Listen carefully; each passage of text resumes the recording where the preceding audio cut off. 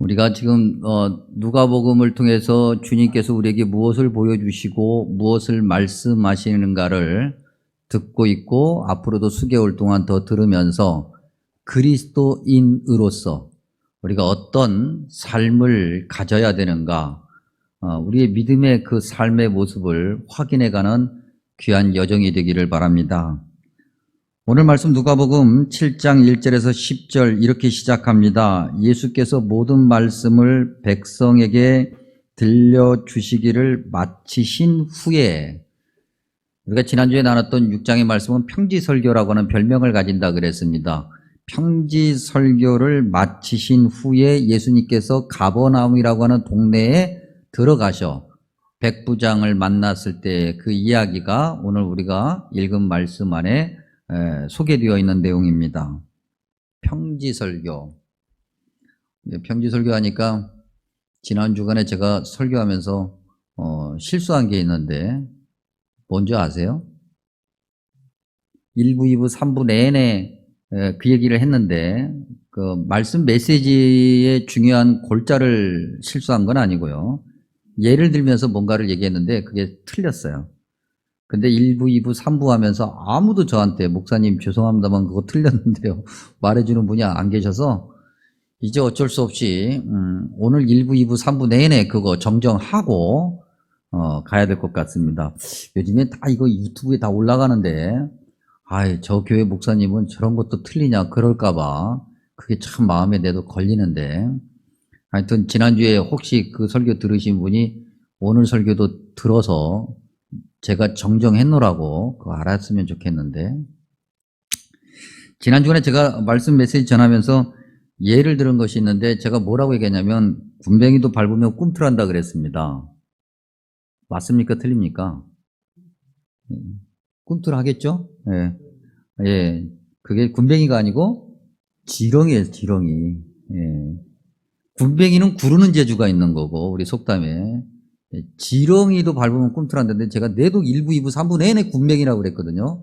아무도 목사님 그 지렁인데요 라고 말하는 분이 안 계셔서 대단히 죄송합니다. 설교자가 틀리는 것이 있으면 안 되는데 뭐가 되었던 틀린 것이 있어서 송구하고 제가 앞으로는 더 틀리지 않도록 조심조심 하겠습니다. 그래도 뭐 집사님 말씀대로 뭔가 밟으면 꿈틀하긴 하죠. 근데 우리는 밟기도 전에 꿈틀에서 문제였다라고 하는 그런 말씀을 메시지를 통해서 확인한 적이 있습니다. 그리고 이제 오늘은 백부장의 이야기를 통해서 우리의 믿음을 보고자 합니다. 예수님께서 가버나움 동네에 가셔서 만났던 백부장, 이 사람이 어떤 사람이기에 9절에 보니까 그를 놀랍게 여겼다. 바꿔 얘기하면 예수님께서 백부장 때문에 깜짝 놀랐다. 그렇게 기록되어 있습니다. 어떤 사람이기에 그의 무엇이 예수님을 깜짝 놀라게 했을까? 자, 백부장. 그럼 백부장 하면 누굴까? 오늘 우리의 군대 조직으로 따지면 정확하지는 않습니다. 그냥 느낌으로. 그 다음에 학자들 연구에 의한 그런 어떤 것들을 배경으로 봤을 때 설교자인 제가 개인적으로 추측하기에 백부장 그러면 휘하에 100명의 군인을 거느렸다라고 하는데 딱 100명이 아닙니다. 100단위의 군사를 거느린 거니까 그러면은 우리 오늘로 따지면 초급 영관급 장교, 그러니까 뭐 한 소령 또는 뭐 대대장 정도 되는 중령 정도 되는 그런 고급 장교입니다. 그가 비록 아직 중간 계급이지만 앞으로 얼마든지 사관학교를 졸업해서 얼마든지 장군이 될 수 있는 그러한 코스를 가는 엘리트 코스의 장교가 백부장입니다. 근데 이 백부장이라는 사람이 가버나움이라고 하는 동네에 있었습니다. 가버나움은 복음서 당시에 갈릴리 북쪽과 남쪽을 통해서 저 아래로 지나가 이집트까지 나가는 그 어떤 그 길의 초입에 있는 동네입니다. 거기는 그래서 세관도 있었습니다. 우리가 보면 국경지대 지나가면은 여러 가지 물품이 왔다 갔다 할 때 그런 것들을 검사하고 세금을 매기는 그런 역할을 하는 세관, 그것이 가버나움이라는 동네에 있었고, 그렇기 때문에 그 지역 모든 것을, 그 치안과 그 모든 것들을, 요 질서를 유지하는 그런 병력이 주둔했는데, 그 병력의 최고 사령관이 백부장이에요. 사단급처럼 굉장히 큰 규모는 아니지만 매우 중요한 길목을 지키는 어떻게 보면은 경비대 역할을 했던 사람이 백부장이었다. 그 지역의 최고 사람이죠. 당시 로마가 모든 것을 다 점령하고 다스리고 있었으니까 그 로마의 군인이었으면, 그것도 이렇게 고급 장교면 그 지역에서는 그보다 높은 사람이 없는 거예요. 여러분 기억하십니까? 여러분들 어렸을 때 혹시 시골에서 무슨 초등학교 운동회를 한다 그러면 그 지역 내빈들이 초청돼서 내빈석에 앉아 있습니다. 그때 초청받은 분들은 동네 이장님도 올 수 있고, 그 다음에 면장님 당연히 초청받아야 되고, 그 다음에 치안을 담당하는 파출소 소장님 초청받아요. 파출소 소장님, 사실 파출소 소장님들이 들으면 굉장히 기분 나쁠지 모르겠지만 그렇게 높은 분은 아닌데, 그래도 그 지역 치안을 총괄하시는 분이기 때문에 초대가 되죠. 백부장이 그런 사람이었다고 하는 거죠. 그 지역에서는 그보다 높은 사람이 없었어요. 그러다 보니까 그 지역의 유지라고 하는, 오늘 성경에 기록된 바에 의하면 유대인의 장로라고 표현되어 있는 그런 사람들과도 자연스럽게 교제를 하는 그런 사람이 바로 백부장이었다. 근데 이 백부장이 이제 당연히 그렇게 높은 사람이니까 집에 집안일을 하는 사람들이 많이 있었을 텐데, 그 중에 한 사람, 종이라 표현되어 있는 한 사람이 심한 병에 걸려서 죽을 지경에 이르게 됩니다. 여러분, 종입니다.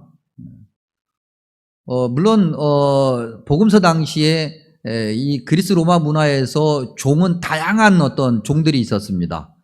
어떤 가정교사 같은 종들은 사실 대접받는 종이기도 했고, 집안의 경제를 책임지는 그런 종들은 상당히 높은 권력을 가지기도 했지만, 사실 대부분의 종들은 또 이렇게 백부장처럼 파견 나와서 어떤 점령지역 한 지역을 다스리는 그런 백부장에게 딸리는 종이라고 한다면 가치가 없는 거예요. 그러니까 재산 가치도 안 되는 그런 존재예요. 근데 그런 종이 아팠습니다. 근데 그 종을 치료하기 위해서 이 백부장이 애를 쓰는 모습이 오늘 우리가 읽은 말씀에 나타나요. 종을 치료하려면 그냥 치료하겠습니까? 치료하기 위해서 치료비도 지불해야 되는데, 이 주인이 그 치료비 지불하는 것도 아깝지 않을 정도로, 그 정도로 우리가 여기만 생각할 때는 아마 그 종이 대단한 사람이겠지라고 생각할 수 있어요. 그런데 계속해서 읽어보면 그렇지 않습니다. 이 종은 그야말로 평범한 종이에요. 근데 그 종을 치료하기 위해서 백부장이 애쓰고 있다? 그렇다면 이것만 보더라도 이 사람의 어떻게 보면 됨됨이라고 할까요? 그걸 우리가 볼 수 있는데, 그 사람은 어떤 사람일까?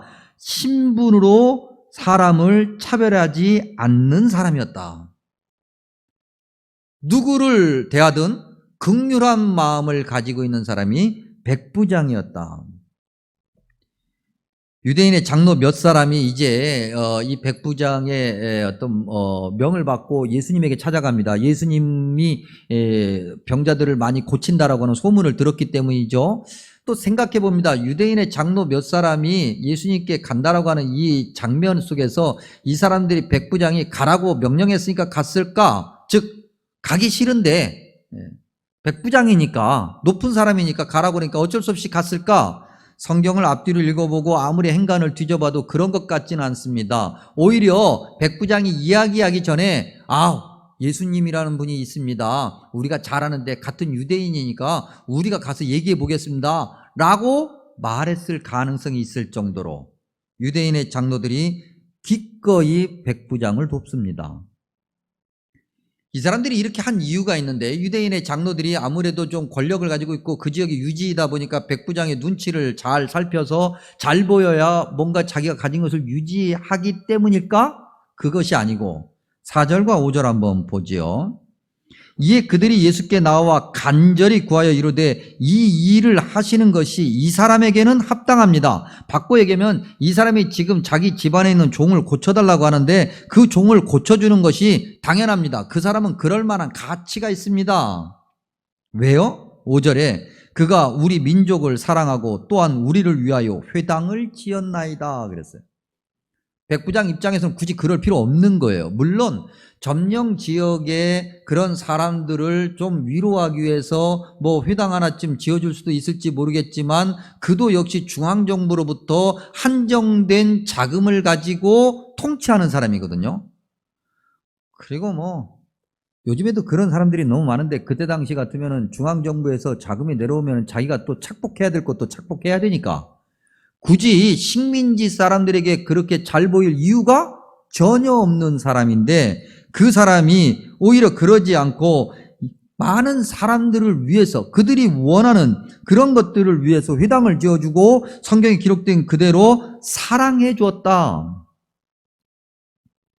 사람을 대하는 백부장의 마음이 정치적이고 외교적이고 형식적이고 자기 출세를 위해서가 아니라 자기 지위를 잘 유지해서 식민지 지배 정책의 일환으로서가 아니라 그는 진실함으로 사람을 대했다는 거예요. 신분을 따지지 않고. 계속해서 이 사람의 됨됨이를 볼 수 있는 그런 표현들이 6절에 벗들을 보냈다라고 하는 표현 안에서도 확인이 됩니다. 유대인의 장로 몇 사람을 보내고 난 다음에 가만히 백부장이 생각해 보니까 그렇게 귀한 분이 자기 집까지 오는 것이 너무 송구스러웠던 거예요. 그래서 이제 유대인 장로들은 갔으니까 자기의 벗들을 보냅니다. 이 벗들이 누굴까? 여러 가지 추정해 볼 수 있어요. 유대인의 장로들은 갔으니까 아마도 자기 집에 안에 남아있는 또 누군가이겠죠. 아마도 뭐 어떻게 보면 군인은 아니지만은 어떤 시민으로서 노마 사람이 와 있을 수도 있겠고, 그 다음에 뭐 집안에서 일을 보는 어떤 중간 계급의 그 어떤 누구도 있을 수 있겠고, 아니면 유대인의 장로가 다 가지 않고 남아있는 그 누군가 있을 수도 있어요. 근데 그가 누가 되었던 성경에서 분명히 기록하기를 이 백부장은 그 사람들을 뭐로 생각한다고 그랬습니까? 친구로 생각한다 그랬어요. 아무리 따져봐도 이 백부장보다 높은 사람은 없어요. 백부장이 최고로 높은 거예요. 근데 자기 아닌 그 누군가, 결국 자기보다 다 밑에 있는 사람들인데 그 모든 사람들을 백부장은 친구라고 생각했다는 거예요. 여기까지만 봐도 그의 인격이 참으로 훌륭하다는 것을 우리가 보게 됩니다. 그런 훌륭한 인격을 가지고 있었던 백부장이 예수님을 대하는 태도, 이것을 봐서라도 우리가 또 한번 이 백부장의 인격을 보게 되는데, 점령군의 최고 사령관으로서 그의 눈으로 예수님은 어떻게 보였을까? 일반적으로 따지면 예수님은 그냥 시골 촌뜨기일 뿐이에요. 백부장 눈으로 일반적으로 봤을 때는 가치가 없는 사람이에요. 그렇게 존경할 만한, 예의를 갖춰서 그럴 만한 사람이 아니에요. 더욱이 복음서 당시에 예수님 전후로 예수님처럼 사람들을 몰고 다니는 사람들이 있었어요. 근데 이 사람들을 몰고 다니는 사람들이 결국은 반로마, 어떻게 보면 반정부적인 행동을 했거든요. 그렇기 때문에 백부장 눈에 예수님이 사람들을 몰고 다니면요, 이 예수님은 그야말로 요주의 사찰 대상이 되는 거예요. 그러니까 결코 그에게 무슨 곱게 인격적으로 대우할 필요가 전혀 없는 대상이, 일반적으로 봤을 때 백부장이라는 위치에서 봤을 때 그런 대상이 예수님이었는데, 이 백부장은 예수님을 그렇게 생각하지 않아요. 왜 그랬을까? 예수님을 메시아로 믿었기 때문일까? 그럴 수 있고 안 그럴 수도 있어요. 여기에 대한 대답은 조금 이따 또 한번 확인해 보겠습니다만, 그런데 이 백부장이 예수님을 메시아라고 생각을 했든 안 했든 적어도 예수님을 바라보는 그의 시각은 남달랐다. 방금 말씀드린 것처럼 그런 어떤 감시의 대상으로서 본 것이 아니라 예수님의 그 언행을 면밀히 살펴본 결과 예수님의 폭도가 아니라는 것을 알게 된 거죠. 오히려 예수님의 언행이 많은 이에게 위로가 되고 본이 되고, 더 나아가서 예수님의 행동이 자기 자신이 비록 백부장이지만 존경할 만한 그런 분이라고 백부장이 생각했던 거예요. 그걸 우리가 어떻게 알 수 있냐? 그 다음에 등장하는 단어를 통해서 알게 돼요. 백부장이 예수님을 향해서 뭐라고 불렀습니까? 6절을 예를 들면 주여 했어요. 여러분, 복음서 당시에 유대 사람이든 뭐 헬라 사람이든 로마 사람이든 가리지 않고 아무에게나 주여 하지 않아요. 또 신분과 계급이 분명한 사회에서 말이죠, 높은 사람이 낮은 사람에게 주여 하지 않아요. 절대로 그럴 일이 없어요. 그런데 이 백부장은 예수님을 향해서 주여라고 몇 차례에 걸쳐서 하죠. 감히 저희 집에 어떻게 오십니까? 제가 그거 감당할 수 없습니다. 여러분, 6절에서 8절 다시 한번 읽어봅니다. 제가 읽으면 예수께서 함께 가실새 이에 그 집이 멀지 아니하여 백부장이 벗들을 보내어 이르되 주여 수고하지 마옵소서. 내 집에 들어오심을 나는 감당하지 못하겠나이다. 그러므로 내가 주께 나아가기도 감당하지 못할 줄을 알았나이다. 말씀만 하사 내 하인을 낫게 하소서. 그리고 8절이 절정인데, 나도 남의 수하에 든 사람이요 내 아래에도 병사가 있으니 이더러 가라 하면 가고 저더러 오라 하면 오고 내 종도로 이것을 하라 하면 하나이다. 그러니 말씀만 하십시오. 내가 하겠습니다. 바꿔 얘기하면 내가 당신의 병사가 되고 내가 주님의 하인이 되겠습니다, 이 얘기잖아요. 어느 백부장이 이래요? 그의 훌륭한 인품을 보게 되는 거예요. 사람을 절대적으로 외모에 드러나는 모습으로 뭔가 가지고 있는 것으로 판단하지 않는 그런 사람, 백부장, 그 백부장을 보고 예수님이 깜짝 놀라신 거죠. 계속해서 성경을 읽어보면은요, 특별히 9절에 놀랍게 여겨 돌이키사 따르는 무리에게, 그러니까 예수님께서 길을 가다가 그 얘기를 듣고 깜짝 놀라서 예수님을 따라오는 사람들을 향해서 뒤를 돌아보면서 이제 백부장이라고 하는 이 사람을 소개하는 거예요. 야, 이 사람 봐봐. 대단한 사람이야. 감탄하는 거죠. 그리고 아주 중요한 말씀을 하시는데, 이스라엘 중에서도 이만한 믿음은 내가 만나보지 못했다.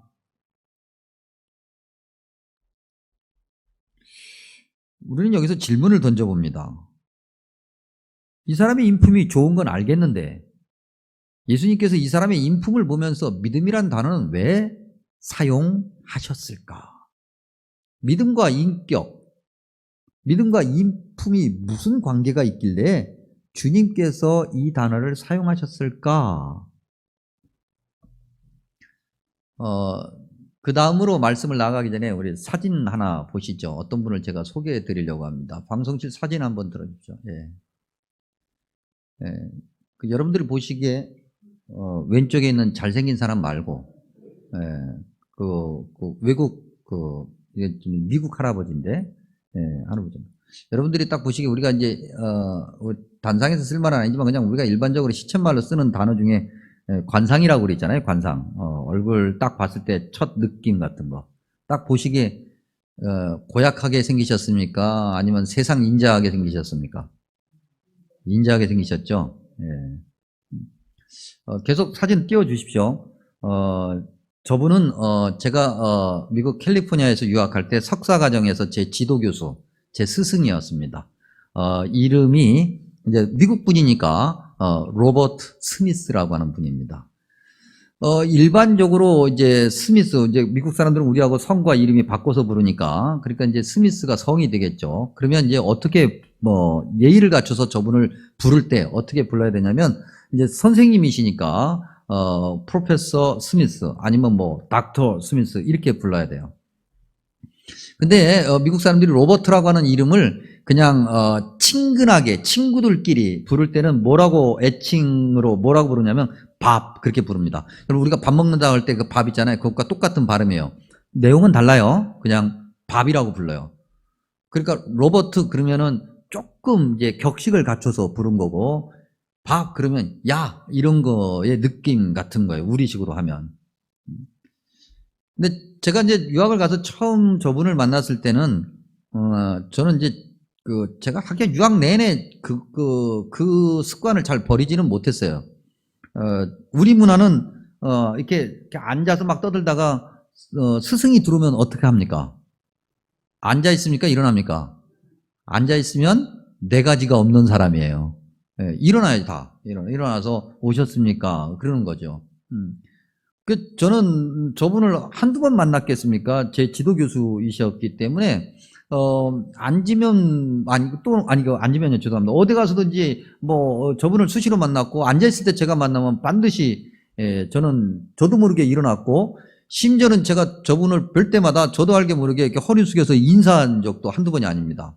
그러면 그럴 때마다 저분은 그렇게, 좀 당황하시면서 저에게 말씀하시기를, 너희 나라 문화는 그렇게 하는 것을 내가 존중하는데 여기는 미국이니까 그러지 않아도 돼. 자꾸 말씀하시기를 알겠습니다. 알겠습니다. 그런데도 저는 그게 잘 안 됐어요. 그래서 만날 때마다 닥터 스미스 아니면 프로페서 스미스 아니면 미스터 스미스 이렇게 계속 불렀어요. 물론 서양 사람들도 미국 사람들도 지역에 따라서 그렇게 깍듯하게 예의를 갖춰서 부르는 사람들도 굉장히 많이 있습니다. 근데 저 동네는 유별나게 그 친근하게 부르는 것을 좋아해서 그런지 저분이 항상 저뿐만 아니라 모든 제자들에게 모든 사람들에게 뭐라고 그 말씀을 하셨냐면 그냥 밥이라고 불러줘. 그냥 친구처럼 지내자 그런 거예요. 그래서 사람들 중에서는 우리나라 사람들 중에서는 그런 분이 아무도 안 계세요. 그런데 저기 서양 사람들 결국 같은 미국 사람들이든지 아니면 다른 서양에서 유학을 온 사람들은 교수님에게 밥이라고 부르는 사람들이 꽤 많았어요. 근데 저분에게 밥 할 때마다 듣는 저는 불편한 거예요. 저 네 가지가 없는 사람 같으니라고. 그래도 그렇지. 자꾸 그런 생각이 들곤 했었어요. 근데 저분이 정말 인격이 좋은 분입니다. 한 번은 저희 집 가정을 이제 초대해서 식사를 대접하신 적이 있으신데 저희 집 아이들이 아주 어렸을 때입니다. 근데 저분이 저희 집 아이들을 대하는 모습을 보고 제가 사실은 좀 충격을 받았어요. 무릎을 꿇습니다. 키가 크신 분이다. 무릎을 꿇고 아이들하고 대접합니다. 무릎을 그냥 꿇는 것도 아니고 폭삭 꿇어야 돼요. 그래야 눈높이가 맞잖아요. 그리고 아이들하고 대화를 합니다. 세상 그렇게 부드럽게 아이들과 대화하는 모습을 그렇게 그것이 그냥 몸에 배어 있는 거예요. 몸에 배어 있어요. 한 번은 이제 저분 수업을 이제 종종 들었는데 저분하고 요한계시록도 듣고 그다음에 베드로 서신도 듣고 그다음에 성서 해석 방법론도 듣고 많이 들었는데 참 그때도 사실은 제가 창피했지만 지금 생각하면 더 창피해요. 왜냐면 그때 영어도 잘 못했고 아는 것도 아무리 학생이 많이 안다 한들 제가 한국에서 아무리 대학원까지 공부하고 갔다 한들 저분이 세계적인 석학이신데 저분만큼 많이 알겠습니까? 근데 저분 앞에서 참 별 얘기를 다 했어요 제가. 그러면 저분은 듣고 항상 한 번도 야 말도 안 되는 소리 하지 마. 너 그렇게 공부해가지고는 안 돼 라고 하신 적이 한 번도 없고 그렇게 생각해? 그래? 그러면 내가 그걸 어떻게 하면 도와줄까? 한 번은 어느 날 수업을 새롭게 듣는데 저분하고 비슷하게 생기신 교수님 한 분이 더 왔어요. 이분 누군가? 그분은 베드로 서신의 세계적 권위자이신데 그분을 일부러 저분이 모시고 온 거예요. 왜냐하면 저하고 같이 수업을 듣는 어떤 한국인 목사님 두 분이 이 해석 방법론에 그런 해석 방법론에 관심이 있다 그러니까 그분을 일부러 모시고 왔어요. 그래서 세계적인 석학 교수 둘과 영어도 제대로 안 되는 한국인 목사 둘이 앉아서 수업을 듣는데 정말 어려웠어요. 내용이 어려워서가 아니라 그분의 그 인격 앞에서 참으로 부끄러워서 어려웠어요. 저분이 암으로 일찍 돌아가셨습니다. 저 때도 지금 암을 앓고 계셨을 때예요. 그래서 제가 박사과정을 시카고로 가고 난 뒤로 한 2년 정도 되었을 때 결국은 돌아가셨어요. 저는 지금까지 제가 긴 인생을 살아본 건 아니지만 지금 나이로 이 50대 중반까지 제가 살면서 저분만한 인품을 본 적이 없습니다. 그래서 제가 석사학위 졸업할 때 제가 저분 앞에 큰 절을 했어요. 정말 많은 것을 행동으로 보여주는 스승이셨다. 닥터 로버트 스미스. 오래도록 기억하는 분입니다. 마음에 참 도전이 됐던 분이고, 저분이 보였던 삶의 모습과 인품과 믿음, 그건 참으로 많은 도전을 준, 저뿐만 아니라 그 미국 학생들에게도 정말 많은 영향력을 끼치는 그런 분이었어요. 일찍 돌아가신 것이 참으로 아깝죠. 이제 사진 내려주셔도 됩니다.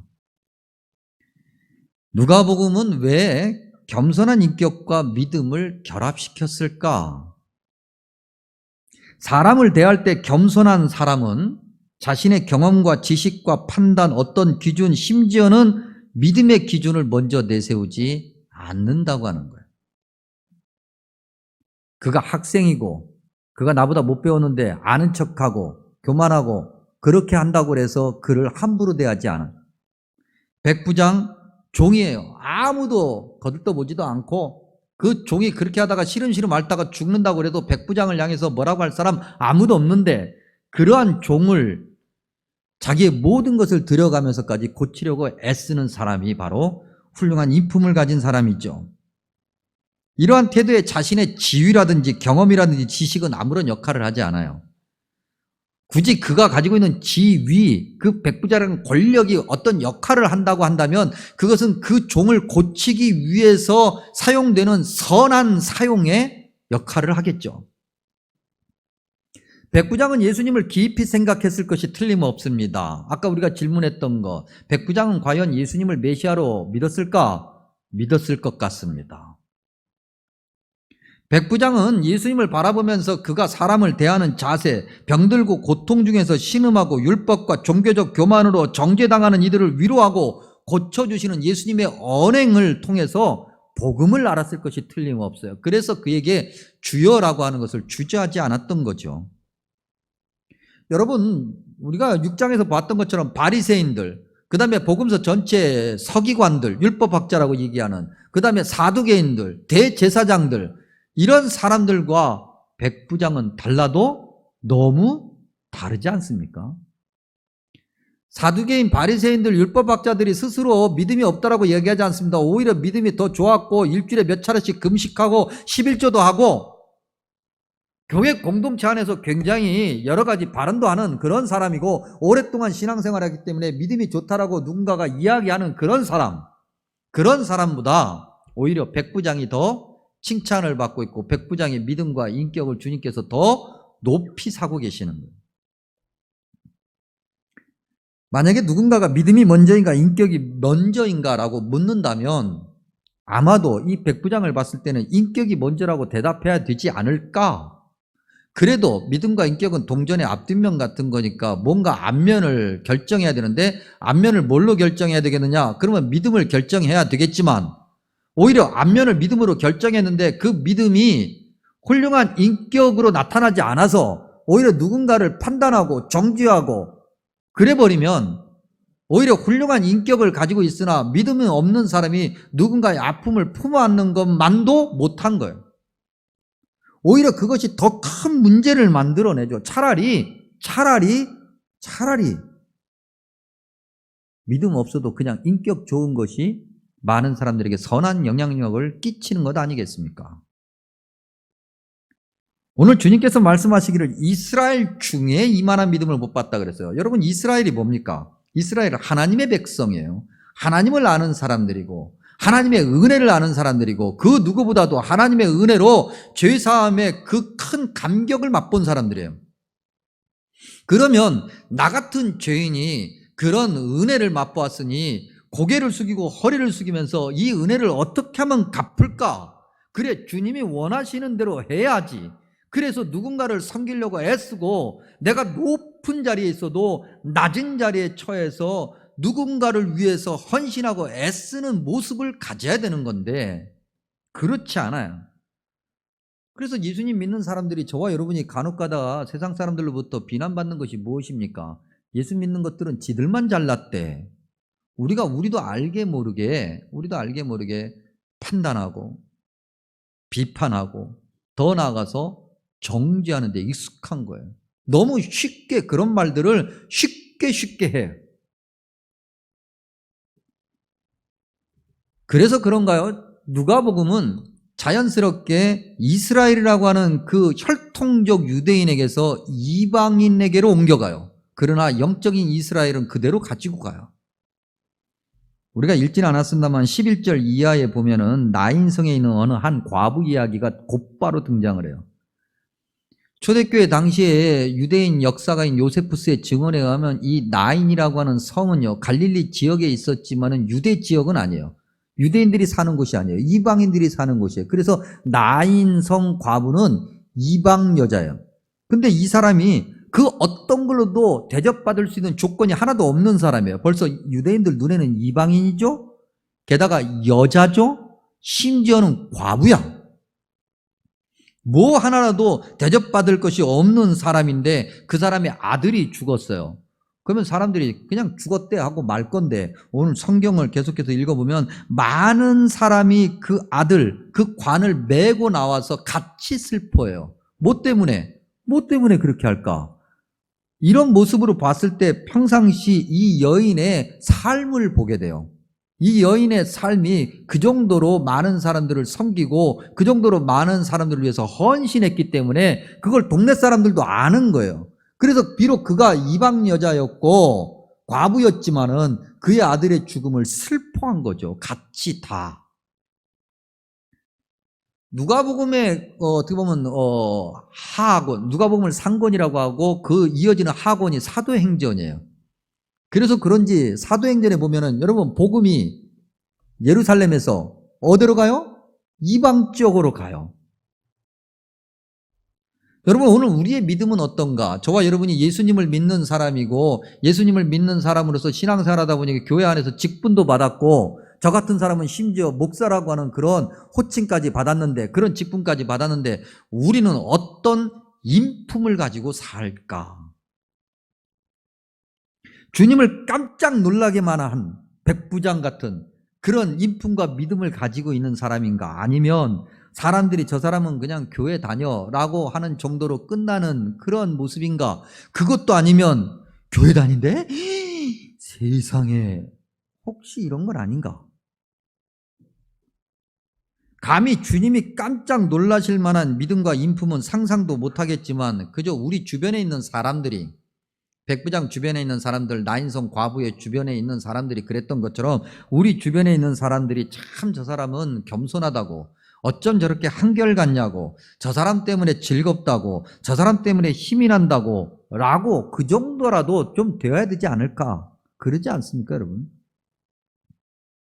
그저 뒷짐지고 이 사람 저 사람한테 이래라 저래라 이야기만 하고 자기는 가만히 앉아있고 힘든 일보다는 편한 일을 찾아가고 그런 자가 아니라 어디에 있든 예수님을 믿는 사람으로서 그 귀한 십자가의 은혜를 받은 자로서 내가 죄인인데 이렇게 구원받은 자녀가 됐다는 그 감격을 누군가에게 정말 나눠주기 위해서 애쓰고 섬기는 그러한 그리스도인들이 오늘 누가복음 7장을 통해서 주님을 깜짝 놀라게 하는 그리스도인들이다. 믿음과 인품 말이죠. 믿음과 인품. 뗄래야 뗄 수 없는 이것. 말씀을 이렇게 나누면서 또 저 자신을 들여다보면서 성경 여러 곳에 있는 또 다른 말씀들이 생각나지만 이 잠언 15장 33절의 말씀을 깊이 다시 한번 생각해 봅니다. 잠언 15장 33절 말씀 읽어드리면서 말씀 마칩니다. 여호와를 경외하는 것은 지혜의 훈계라 겸손은 존귀의 길잡이이니라. 아멘. 기도합니다.